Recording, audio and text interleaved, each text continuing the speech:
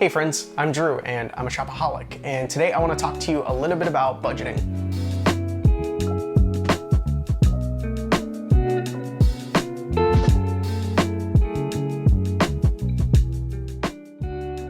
Getting clear on where your money is going is a foundational and important part of financial minimalism. If you're anything like me, you might feel really stressed out when you start looking at your bank account or your budget, and you kind of just start to have this like doom spiral, like, oh shit, everything's on fire. But it is a really important part of financial minimalism so that you can kind of have an idea of how your money is working for you, how well you're sticking to your goals and your plans, and how you're monitoring your outflow of cash so that you're not overspending. So today I kind of want to break down a little bit of what my budget looks like, how I budget for my necessities, wants, and most importantly for paying off my debt. I think the best way for me to go about this is to show you rather than just tell you. So we're gonna go over to my desk here and I'm gonna show you on my journal how I plan out my budget from start to finish for a more simpler financial life. I'll see you over there. I like to abide by the 50-30-20 rule to personal finance. 50% of your income goes to your living expenses, housing, groceries, car, insurance, things like that. 30% goes to your guilt-free spending, and lastly, 20% to your savings, investments, or your debts. To start, I recommend taking out a journal or a piece of paper and writing out your 50-30-20 budget. Under your necessities, you can include things like rent, car insurance, utilities, groceries, student loans, transportation, and I also include my gym membership here. Moving on to your wants, this is where things can get a little bit complicated. I recommend thinking about what you want to spend your leisure money on. For me, that's coffee at home, books, a little bit of clothing, eating out, and what I call my whatever the fuck fund. This is any money remaining in my 30% that I can spend on whatever the fuck. I do not actively try to use all this money, but if it's available, I can. Anything left over goes towards my goals. For my debt, I have 4 cards that hold debt: a Discover card, 2 Citibank cards, and 1 Chase card. I put 20% of my monthly income towards paying off my debt, and I actually reduced this number just a little bit to give myself some wiggle room. Any remaining money that you haven't spent on needs and wants should go here as well.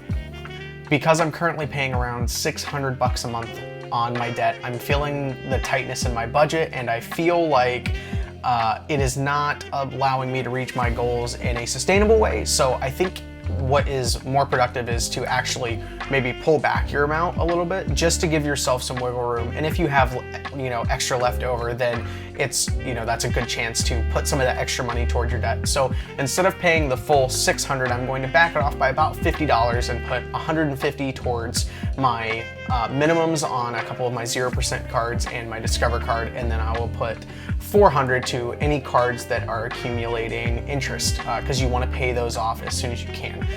That's kind of my preferred method. It saves you money in the long run. If you are somebody who subscribes to the snowball method, then just use your best judgment and do what works for you.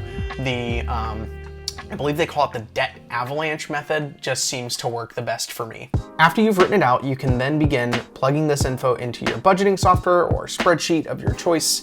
I currently use Monarch, which is a paid application, and it's kind of similar to Mint by Intuit. And the reason I do recommend writing this out on paper and putting it into a budgeting software is it forces 2 things. One, it forces you to think about where your money is going before actually seeing it, so you can kind of think about what do you want to spend your money on, what's important to you, what is not important to you, what do you want to avoid spending money on, and then you can plug this, you can plug these numbers into a budgeting software and have it connect to your accounts, or you can just comb through your accounts manually and actively see how your spending habits are in relation to your goals. So you can see, am I spending too much on eating out? Am I spending too much on shopping? Or am I spending the right amount? Am I putting enough towards my debt? It's just a great way to visualize all of this and get it right in front of your face.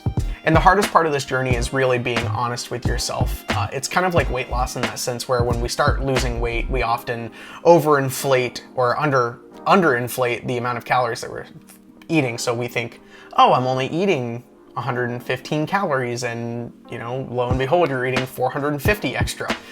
It's kind of like spending in that regard. We think we're not spending a whole lot of money, but those little purchases, or even those big purchases, those add up very quickly. So having a place where you can kind of have this all centralized and keep tabs on it on a regular and frequent basis without bouncing around different accounts, I think is very helpful. It's very helpful for me, especially somebody who's really scatterbrained. So that's how I plan my budget, like a financial minimalist. I do try to keep things pretty simple. I know, life can get very messy and complicated. So this is one aspect of my life that I try to keep as simple as possible. And doing it this way kind of puts it on autopilot a little bit more for me. And hopefully that is in turn easier for you. Let me know what you think. Let me know how you're doing your budget, or if you guys have any questions in the comments. I'd love to chat with you. Have a great day, y'all. Peace.